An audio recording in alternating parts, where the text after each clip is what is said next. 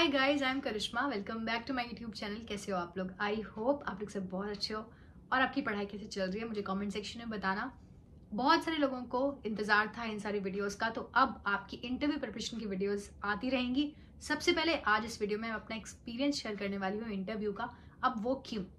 देखो, जब आप इंटरव्यू की प्रिपरेशन करने जाते हो ना, तो बहुत इंपॉर्टेंट है ये समझना कि इंटरव्यू टेस्ट किस चीज का है। क्या इंटरव्यू आपकी इंटेलिजेंस का टेस्ट है, आपकी नॉलेज का टेस्ट है, आपकी एनालिटिकल थिंकिंग का टेस्ट है, या आपकी पर्सनैलिटी का टेस्ट है? एक्चुअल में what the interview is looking for and what you have to prepare for that interview. इसीलिए बहुत ज़रूरी है कि जब आप इंटरव्यू की प्रेपरेशन शुरू करते हैं, आप उस चीज़ को एनालाइज करें।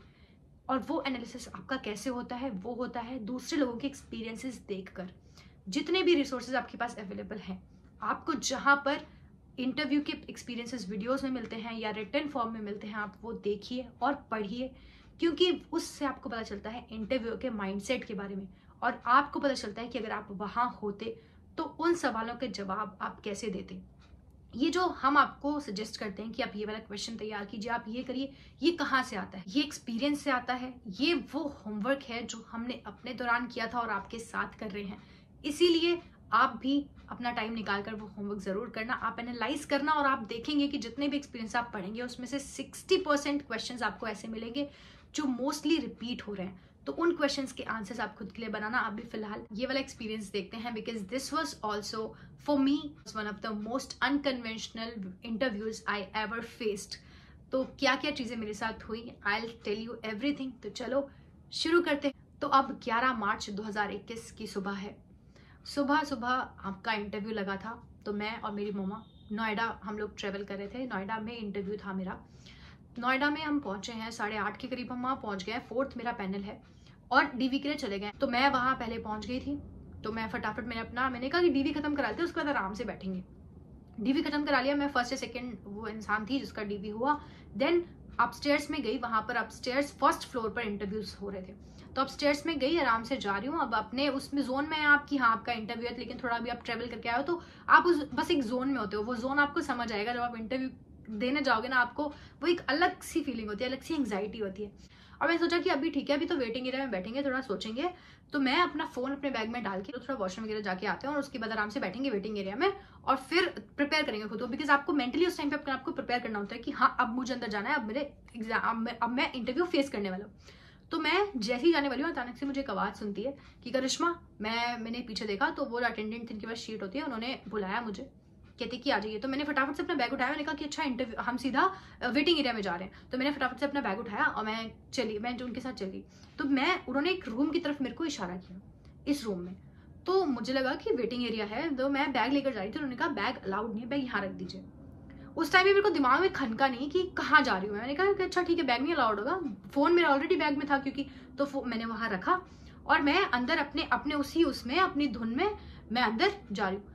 अब जैसे मैंने अंदर स्टेप रखा है, मुझे एक बहुत ही छोटा कमरा, बहुत ही छोटा, एक क्यूबिकल जैसा कमरा, ठीक है, और उसमें सामने 2 लोग दिखे हैं मुझे। इस तरह की एक छोटी सी टेबल है, उसके पीछे 2 आप मान लो ऐसे कि 60 की उम्र टाइप के 2 सर बैठे हुए हैं। और मुझे खनका कि अरे इंटरव्यू हो रहा है, मतलब I was not prepared for them. और उनको वो लुक मेरे फेस पे दिख गया। लेकिन अब क्योंकि मेरी उनसे आई कांटेक्ट हो चुकी है, मैं पीछे पलट कर नहीं आ सकती हूँ, मैं ना स्टेप बैक कर सकती हूँ। तो मैंने वहां खुद को, मेरी सांसें वहीं ऊपर नीचे हो गई। आप समझ सकते हो कि आप खुद को मेरी पोजीशन पे रख के देखो कि आप आराम से झूमते हुए जा रहे हो और आपको अचानक से दिखे कि ये जिस चीज के लिए आप इतना प्रिपेयर कर रहे थे खुद को, इंटरव्यू है, वो एक तरह का एक फेस्टिवल होता है। आप कपड़े बनवाते हो कि इस तरह का हमें ये पहनना है, अपने लिए हर एक चीज अरेंज करते हो, सॉक्स से लेके हर एक चीज आप अरेंज करते हो उस इंटरव्यू के लिए। अचानक से आपको पता चलता है कि जिसके लिए आप इतना इतना प्रिपेयर कर रहे थे, अचानक से वो आपके सामने आ गया, ठीक है।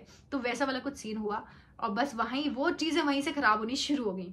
तो अब मैंने उनको ग्रीट किया, मैं आई कम इन बोला, और मैं अब जब अंदर जाती हूँ तो मैं देखती हूँ कि मेरे लेफ्ट साइड में भी 2 लोग और हैं, एक सर है और एक मैम है, और बहुत छोटा कमरा है और इस तरह के एल शेप का एक ऐसे बना हुआ है। वहां पर 2 लोग हैं, आगे 2 लोग बैठे हुए हैं, ठीक है।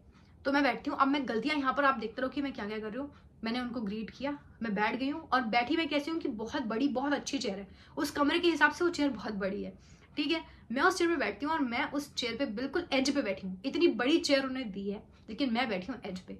मैंने अपना उन्होंने बोला इंट्रोड्यूस योरसेल्फ, मैंने अपना इंट्रोडक्शन शुरू किया और उन्होंने मुझे कहीं इंटरप्ट नहीं किया। पूरे इंट्रोडक्शन में मैंने बहुत अच्छे से इंट्रोडक्शन दिया। अब यहाँ एक और चीज़ मैं आपको बताऊँ, जिन लोगों को लगता है कि इंटरव्यू की आपकी लैंग्वेज क्या होनी चाहिए, बाद में मैं भूल जाऊँ बताना, अभी बता देती हूँ कि इंटरव्यू की जो लैंग्वेज है वो आपकी हिंदी और इंग्लिश दोनों में से कुछ भी हो सकती है।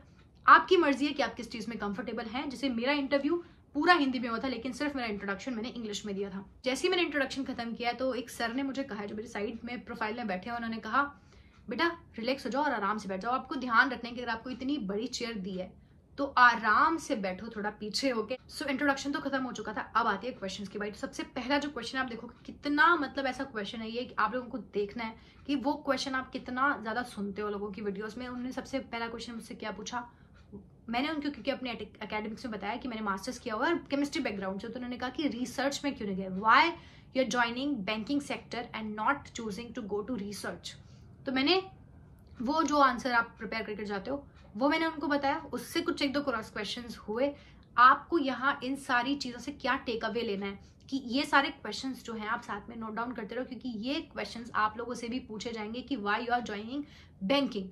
ये बहुत फेवरेट क्वेश्चंस होते हैं, तो इन सब के आप जो नोट्स हैं वो साथ में बनाते रहो। नेक्स्ट क्वेश्चन में उन्होंने कहा कि आपका कौन सा अटेम्प्ट है ये, तो मैंने उनको बताया फर्स्ट अटेम्प्ट है। उसके बाद उन्होंने मुझसे कहा कि अच्छा और कोई एक्सपीरियंस आपका इंटरव्यू का पहले आपने कभी दिया हो, तो मैंने आरआरबी का बताया। उन्होंने पूछा कैसा गया है, उन सब चीज़ों के बारे में बात की। तो अब आते हैं सेकंड क्वेश्चन पर। सेकंड क्वेश्चन उनका ये था कि आप दिल्ली में रहते हो। मैंने कहा कि हाँ सर मैं दिल्ली में रहती हूँ। तो उन्होंने मुझसे कहा कि आप दिल्ली में रहते हो और आप वहीं से ट्रेवल करके आ रहे हो, आपने देखा होगा बहुत पोल्यूशन है। You being a chemistry student, आप कैसे देखते हो इस चीज़ को कि how can it be tackled, क्या सोल्यूशंस आप देते हो। How beautifully they managed to bring two things from my background together. और उस कितना ब्यूटीफुल वो क्वेश्चन था, मैं तो सोच भी नहीं सकती कभी कि इस तरह का क्वेश्चन मुझसे पूछा था। अब आप सोचते हो कि आप ना इन चीज़ों के लिए तैयार हो गए, आप अपने एकेडमिक से सब कुछ उठा के पढ़ते हो, मैंने भी किया, लेकिन कौन सोचता है कि इस तरह का एक रैंडम क्वेश्चन आपके ऊपर आएगा। लेकिन आपकी जो प्रिपरेशन है वो आपको हेल्प करती है, क्योंकि आपने कहीं ना कहीं जब प्रिपेयर किया होगा, आपने अपने सब्जेक्ट से रिलेटेड चीज़ें पढ़ी होंगी और आपने अवेयरनेस, अब ये अवेयरनेस की बात है कि उस टाइम मुझे लगा कि मेरे को बहुत चीज़ें इसमें नहीं आती है, मुझे कुछ एक दो चीज़ें आती हैं। जैसे कि अब इसमें मैंने चारकोल चिमनीज वगैरह का एग्जांपल दिया जो मेरे रिलेटेड थे, जो मुझे याद थे, उन चीज़ों को बता दिया। लेकिन साथ में मैंने जिक्र किया, क्योंकि मेरे को बहुत कम आता था इस चीज़ के बारे में, तो मैंने जिक्र किया स्क्रैप पॉलिसी का, जो उस टाइम पे बजट में अनाउंस हुई थी और जिसके बारे में मुझे आइडिया था और जो कहीं ना कहीं पॉल्यूशन से ही रिलेटेड है। ठीक है, तो मैंने उसके बारे में जिक्र किया। फिर उसी से एक दिन पहले नितिन गडकरी जी का एक स्टेटमेंट आया था, उसमें उन्होंने एक अमाउंट अनाउंस किया था। तो मेरा सजेशन आपको होगा कि जितने भी अभी आपके दिन है ना, आप न्यूज़पेपर जरूर पढ़िए, वो आपकी नॉलेज बहुत एनहांस करते हैं और आपको इन सारी चीज़ों में मतलब आपकी जो एक डेवलपमेंट होगी ना पर्सनालिटी की, वो ऐसी होगी कि आपको समझ आएगा कि आपको आंसर्स देने कैसे हैं, जो चीज़ आपको आती है वो आपको कैसे बोलनी है। तो फिर उसके बारे में थोड़ा सा डिस्कशन हुआ। उसके बाद फिर हम थर्ड क्वेश्चन पर आते हैं। मैं आपको आंसर्स अपने इसलिए बता रही हूँ साथ साथ, ताकि आपको थोड़ा सा आइडिया लगे कि हाँ अगर आपको क्वेश्चन नहीं भी आता है तो भी आपको किस तरह से उसका जवाब देना है, क्या ऐसी रेलिवेंट चीजें हो सकती हैं जो आप वहां पर बोल सकते हो। उसके बाद जो थर्ड क्वेश्चन था उनका वो था कि किसान सम्मान निधि क्या होती है। अब ये क्वेश्चन तो पढ़ा पढ़ा है ना, पता भी है हमें किसान सम्मान निधि क्या है, लेकिन उन्होंने मुझसे क्या कहा, मैंने उनको बताया किसान सम्मान निधि क्या होती है। उसके बाद उन्होंने कहा कि ये सब फार्मर्स को मिलती है क्या। अब देखो कितनी छोटी छोटी सी चीजें हैं ना ये, लेकिन हमें नहीं पता होती है। मुझे उस टाइम पर एटलीस्ट मुझे नहीं पता थी। अगर आपको पता है तो आप बहुत ही अच्छे जा रहे हो अपने प्रिपरेशन में और बहुत स्मार्ट हो आप, बट उस टाइम शायद मैं इतनी स्मार्ट नहीं थी, तो मुझे इनका नहीं पता था। तो मैंने कहा कि सर ये सारे फार्मर्स को नहीं, स्मॉल एंड मार्जिनल फार्मर्स को मिलते हैं ये। तो कहते स्मॉल एंड मार्जिनल फार्मर्स कौन होते हैं। अब यहाँ मैंने आंसर किया और यहाँ मैं फंस गई क्योंकि मुझे नहीं पता था। मैंने कहा sir small and marginal farmers, उन्होंने कहा कि कोई कैटेगराइजेशन होता है। मैंने कहा हाँ सर लैंड का कैटेगराइजेशन होता है। कहते कितना लैंड का कैटेगराइजेशन होता है। अब वो मुझे नहीं पता, तो आई सेड सॉरी सर इसका आइडिया मुझे नहीं है, and read about it. Next question का था कि आपको ट्रिपल स्कीम्स के बारे में पता है, सोशल सिक्योरिटी स्कीम्स इनको कहा जाता है। अब इसके बारे में मुझे बिल्कुल आइडिया नहीं था। अगर आप पहली बार ये टर्म सुन रहे हैं तो बिल्कुल टेंशन लेने की जरूरत नहीं है। ये सारी चीजें आप धीरे धीरे जैसे प्रिपेयर करोगे, मैं आपको प्रिपेयर कराऊंगी, मैं आपको बताऊंगी क्या क्या टॉपिक्स आपको प्रिपेयर करना है, तो कोई टेंशन की बात नहीं है। तो सोशल सिक्योरिटी स्कीम को एक्चुअली मैंने ना मिस इंटरप्रेट कर लिया सोशल वेलफेयर से। तो मैंने कहा सर मनरेगा वगैरह होता है, तो मैंने कहा नहीं हम आपको हिंट देते हैं। सोशल सिक्योरिटी स्कीम्स होते हैं जो आपकी या तो रिटायरमेंट पर या अगर आपके साथ कोई मिसहैपनिंग हो जाती है उसमें जो आपको हेल्प करती हैं, वो सोशल सिक्योरिटी स्कीम्स होती हैं। तो मुझे लगा कि रिटायरमेंट वाली है, तो मैंने कहा सर हाँ रिटायरमेंट के बाद जो पेंशन स्कीम्स होती हैं वो आई थिंक आती हैं, जैसे अटल पेंशन योजना हो गई, बट मुझे इसके बारे में ज्यादा आइडिया नहीं है, so I will read about it. अब देखो ये लगातार ना बहुत अच्छे नहीं जा रहे हैं, मतलब मैं अपनी तरफ से तो मैं बेस्ट करने की कोशिश कर रही हूँ, बट एग्जैक्ट वाले आंसर्स मैं नहीं दे रही हूँ यहाँ। तो एक तरह से बहुत ही जो मैं सोच कर गई हूँ, जैसा मेरा फर्स्ट इंटरव्यू हुआ है अभी कुछ दिन पहले, वैसा एक्सपीरियंस मेरा बिल्कुल नहीं जा रहा है। और ऊपर से जो मैंने आपको सिचुएशन बताई कि मेरी कैसे सांसें ऊपर नीचे हो ही रखी हैं ऑलरेडी, तो ऐसे में वो मुझसे नेक्स्ट क्वेश्चन पूछते हैं ट्रेड डेफिसिट क्या होता है। अब me being a science student, और वैसे भी ना मैंने बहुत मैंने नहीं पढ़ा था इतना कि मुझे सारी चीजें एकदम पता होंगी। मुझे फिस्कल डेफिसिट जरूर पता था और उस टाइम पे बजट भी आया था, तो वो टर्म्स यूज होते रहते हैं। फिस्कल डेफिसिट आपको पता चलता है, बट ट्रेड डेफिसिट क्या है, तो मैंने थोड़ा सा अपने आप को टाइम, अब यहाँ पर आपको क्या करना होता है, ऐसे में आपको ना तुरंत आंसर देने की बिल्कुल जरूरत नहीं है। ऐसे नहीं आप हड़बड़ी में या तो मना कर दें या फिर आप तुरंत आंसर देना कुछ भी शुरू करें। मैंने टाइम लिया, और वो टाइम मैंने कैसे लिया, ये एक चीज है, ये जो चीज मुझे समझ आई खुद के बारे में कि ये एक अच्छी चीज है मेरे अंदर कि मैं घुमा सकती हूँ इन थोड़ा बहुत, है ना। जैसे कि मैंने क्या किया, मैंने डेफिसिट समझाना शुरू किया। अब उससे क्या हुआ, मुझे पता है कि मैं गलत डायरेक्शन में जा रही हूँ, बट मैं इररिलेवेंट नहीं जा रही हूँ। और दूसरा, I am buying time for my self, कि वो सोच रही हूँ मैं पीछे पीछे कि हाँ क्या हो सकता है, क्या हो सकता है। तो जैसे मैंने उनको, अगर मैं तुरंत ना भी बोल सकती थी तो तुरंत वो किसी और क्वेश्चन पे जाते, बट मैंने डेफिसिट जब सुनना शुरू किया, उन्होंने बोला कि आप डेफिसिट वी नो, आप ट्रेड डेफिसिट के बारे में बताओ। तो ट्रेड डेफिसिट फिर उन्होंने डायरेक्टली, उनका अगला स्टेटमेंट था कि किस चीज से रिलेटेड होता है। अब वहीं पे एकदम से दिमाग में आया, मैंने बोला सर इम्पोर्ट एक्सपोर्ट से रिलेटेड होता है। सच में मेरे को बिल्कुल आइडिया नहीं था, बस वो पता नहीं वो स्पॉन्टेनियस रिएक्शन था, या तो वो जो मैंने टाइम अपने आप से लिया वो वर्क कर गया, और मैंने बोला इम्पोर्ट एक्सपोर्ट पे होता है। अब मैं धीरे धीरे कंफर्टेबल हो गई थी उस क्वेश्चन, तो मैंने कहा कि सर जब हम इम्पोर्ट ज्यादा करेंगे एक्सपोर्ट कम करेंगे तो वो डेफिसिट होगा, वो ट्रेड डेफिसिट कहलाएगा। तो उन्होंने कहा कि इंडिया कौन सी कंट्री है, ट्रेड डेफिसिट है या ट्रेड सरप्लस है। तो मैंने ये गलत आंसर किया, मैंने उनको बोला कि India is a trade deficit country. तो जबकि बोलना चाहिए था कि दोनों है, यू नो किसी कंट्री, अब वो रिस्पेक्ट में होता है कि किस कंट्री के साथ हम रिस्पेक्ट में बात करें। तो उन्होंने बोला कि ट्रेड डेफिसिट है, किसके साथ हम ट्रेड डेफिसिट में। तो एक मैंने चाइना बोला, दूसरा मैंने यूएस बोला, विच वाज अगेन रॉन्ग, क्योंकि कोरोना के टाइम पे हम यूएस के साथ ट्रेड सरप्लस में जा रहे थे। तो वो बाद में आके मुझे पता चला, बट उस टाइम मैंने बोला कि सर चाइना के साथ। तो उन्होंने कहा कि अच्छा क्या एग्जाम्पल्स हैं, किस चीज के लिए हम चाइना पे डिपेंड होते हैं। तो वो सब उस टाइम भी बहुत चल रहा था। जैसे आपको याद होगा एपीआई के लिए हम स्टोरेजेस बना रहे थे, हम एपीआई ले रहे थे, रॉ मटेरियल्स के लिए हम चाइना के ऊपर बहुत ज्यादा डिपेंडेंट थे हर चीज में। तो वो सब चीजें उस टाइम चल रही थी, तो मैंने उनको बताया कि हाँ सर ये चीजें हैं। तो वहां पर वो चीज कवर अप हो गई, बट फिर भी मैंने कुछ आंसर्स गलत दिए। लेकिन एक अच्छी चीज क्या हुई कि मैंने वो टाइम लिया वहां पर। तो ये सब चीजें कुछ चीजें हैं जो आपको इस इंटरव्यू एक्सपीरियंस से आपको सीखनी है। और फिर दूसरे सर के पास चले गए। अभी तक ये दो सामने वाले सर पूछ रहे थे, फिर थर्ड सर के पास आए, उन्होंने मुझसे कहा कि आरबीआई क्या होता है। अब आप देख लो, पिछले वाले इंटरव्यू में भी जो मेरा आरबीआई का इंटरव्यू था उसमें मुझसे आरबीआई पूछा गया था, और इस वाले इंटरव्यू में मुझसे आरबीआई पूछा रहा है। तो आरबीआई कितना इंपॉर्टेंट है, मोस्टली लाइक 70-75% लोगों से आरबीआई पूछ जाता है, तो उसको बहुत अच्छे से प्रिपेयर करना। तो आरबीआई मुझे जितना आता था मैंने सब बता दिया। मैंने रेपो रेट और मॉनेटरी पॉलिसी और इन्फ्लेशन वगैरह, तो उन्होंने कहा कि इन्फ्लेशन कैसे कंट्रोल करता है। क्योंकि वो मुझे बहुत अच्छे से आता था, तो वो मैंने अच्छे से आंसर किया। उसके बाद उन्होंने कहा कि नेक्स्ट मैम को इशारा किया, मैम बैठे थे 4th नंबर पे। तो मैम ने मुझसे पूछा कि आपने आरबीआई बताया, नबार्ड के बारे में आप क्या जानते हो, नबार्ड के बारे में बताओ। तो मैंने उनको नबार्ड के बारे में पूरी जितना भी मुझे चीजें आती थी पूरा एलेबोरेट करके मैंने नबार्ड बता दिया।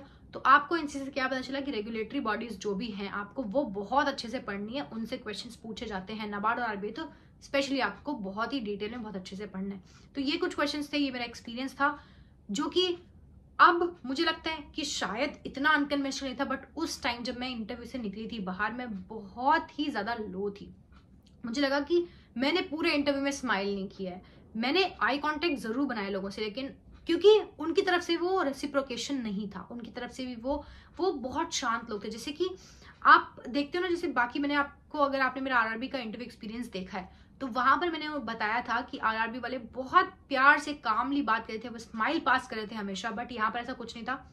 बहुत ही स्ट्रेट फेस से वो लोग क्वेश्चंस पूछ रहे थे। ना तो ये पता लग रहा था कि आप सही आंसर कर रहे हो, ना ये पता लग रहा था कि आप गलत आंसर कर रहे हो, ना उनकी तरफ से कोई रिस्पॉन्सेस थे इस तरह के। तो ऐसे में मैं भी भूल गई थी कि मुझे स्माइल करनी है, ठीक है। और ऊपर से मैंने बताया आपको, जैसे मेरा स्टार्ट शुरू हुआ वही बहुत ऐसा हो गया था। मैं फर्स्ट स्टूडेंट थी जिसने एंटर किया था। अब मैं बताती हूँ मेरे को मार्क्स कितने मिले। 76 मार्क्स मेरे उस टाइम इंटरव्यू में आए थे आउट ऑफ 100, और उस बार जो मेरा सिलेक्शन है वो 0.60 मार्क्स से रुका था फाइनल सिलेक्शन। तो अगर आप देखो तो थोड़े बहुत और मार्क्स होते तो उस टाइम हो जाता, लेकिन वो जो एक्सपीरियंस है पूरा वो बहुत इंपॉर्टेंट था मुझे मिलना, क्या क्या गलतियां मैंने करी उस इंटरव्यू में, वो भी बहुत ज़रूरी था। फिर भी मैंने बहुत अच्छे से हैंडल किया। मुझे समझ आया कि हाँ, ये कुछ क्वालिटीज़ हैं मेरे अंदर, अगर मैं इन पे वर्क करूँ तो मैं बहुत अच्छा कर सकती हूँ आगे आने वाले इंटरव्यूज़ में। तो ये सारी चीज़ें आप भी अपने आप में एनालाइज तभी करोगे जब आप मॉक इंटरव्यूज़ दोगे, जब आप खुद पे मेहनत करोगे, जब आप एनालाइज करोगे। तो ये सारी चीज़ें बाकी और आगे इंटरव्यूज़ की प्रिपरेशन वीडियोस आती रहेंगी, उसमें तो हम बात करते रहेंगे सारे वीडियोस पे, सारे क्वेश्चंस पे, किस तरह की चीज़ें आपकी हो सकती हैं। ड्रेसिंग वगैरह पे हमने इस वीडियो में बात नहीं करेंगे क्योंकि बहुत लंबी वीडियो हो जाएगी। ड्रेसिंग पे, बाकी सारी चीज़ों पे हम अलग से अलग अलग वीडियोस में बात करेंगे। आप लोग अपना ध्यान रखिए, पढ़ाई करिए, और अगर आपको वीडियो अच्छी लगी है तो ज़रूर लाइक करना, शेयर करना अपने फ्रेंड्स के साथ, और सब्सक्राइब ज़रूर कर लेना। मैं आपको मिलूंगी अदर इन्फॉर्मेटिव वीडियोज़ में। चलो, ध्यान रखो अपना। Bye bye.